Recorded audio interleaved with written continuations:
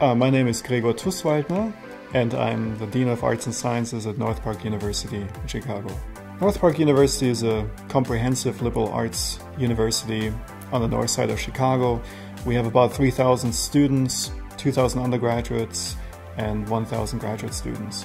When I was a student at the University of Salzburg, I'm originally from Salzburg, Austria, I spent a year abroad in the United States, and I was a graduate teaching fellow, and I fell in love with teaching, and so I knew that that's what I wanted to do for a living, and that completely changed my life. So one of the three main challenges we see in higher education these days is enrollment in the Northeast, but also in the Midwest.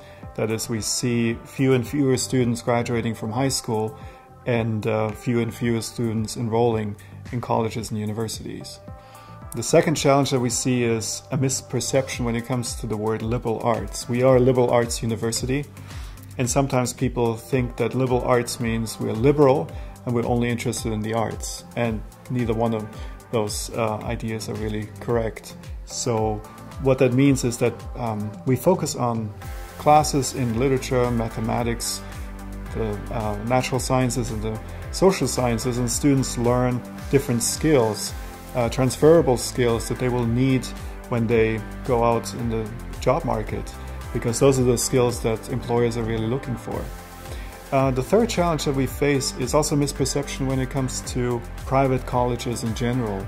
Oftentimes people think private colleges must be very expensive, and you have to keep in mind that most students at private colleges get some sort of discount, lots of stipends, and funding from the university and from other sources. And graduation rates, retention rates are much, much better at private institutions compared to public and for-profit institutions. Well, what you have to do is you have to really listen to your colleagues, you have to listen to the faculty in my case, and to listen not only to their positions, but really get down to their needs and their wants. And so when you understand the needs and wants, you have a better idea of what the obstacles are that may stand in the way for you to move forward.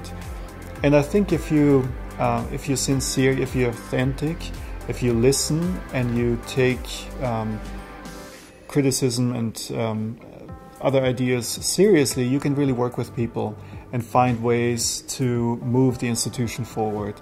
So for me, that's always important to listen, be an active listener, and to also then advocate for my position and make sure that we reach the milestones and the deliverables that we have set ourselves.